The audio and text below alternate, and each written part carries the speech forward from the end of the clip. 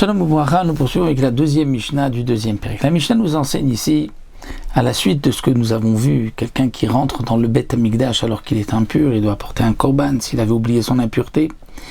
Et si la Mishnah nous dit Echad anichnas la Hazara, aussi bien s'il rentre dans la Hazara. Dans la Hazara, c'est-à-dire la première Hazara, Hazara Rishona, dit le Barthénoura, celle qui avait été la Hazara initiale.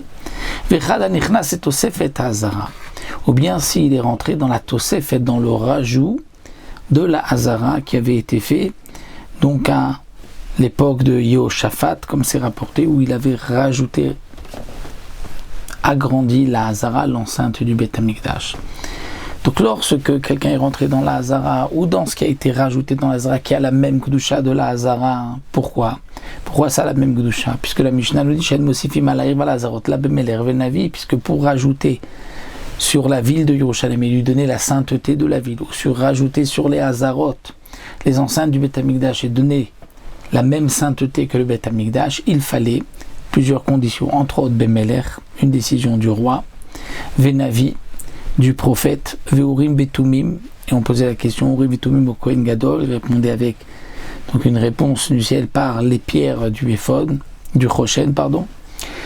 Vous Sanhedrin Sheshevim Bechad, il fallait aussi avec la participation du Sanhedrin des 71 sages qui se trouvaient à l'Ishkat Hagazit, et aussi Bishte Todot, avec deux Todot, deux pains de Lachme Toda, que l'on déplaçait tout autour, donc on contournait la ville, on contournait la Hazara, là où on devait, donc ce qu'on voulait rajouter, et une était brûlée, l'autre était mangée.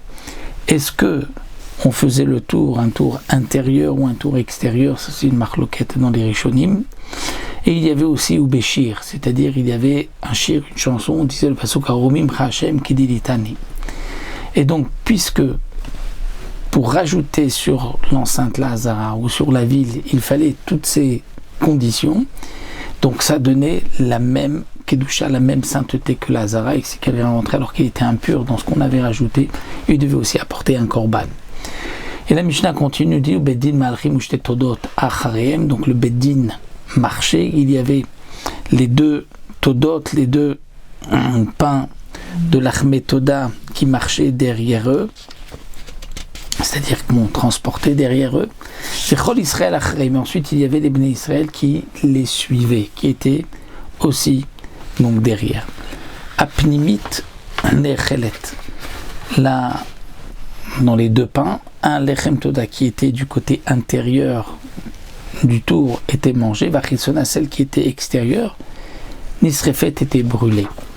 Bien que on était quand même à l'intérieur de la ville ou de la Hazara, mais c'était Xerat Hakatuv, qu'une devait être mangée, l'autre devait être brûlée, comme dit ici le Barthénoura, Alpin Navi, c'était sous l'ordre du prophète que celle-ci était mangée, celle-ci était donc brûlée, comme on apprenait donc des psukim avec Nechemia ben Chachlia.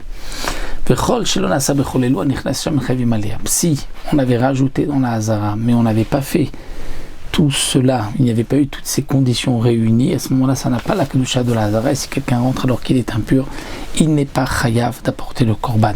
Donc ici, la Mishnah vient nous dire que la Hazara, c'est celle qui avait été donc sanctifiée à l'époque de Shlomo Amelech, et de ce qui avait été aussi rajouté par la suite, puisqu'on ne rajoute qu'avec certaines conditions qui donnaient donc la kedusha de la Hazara.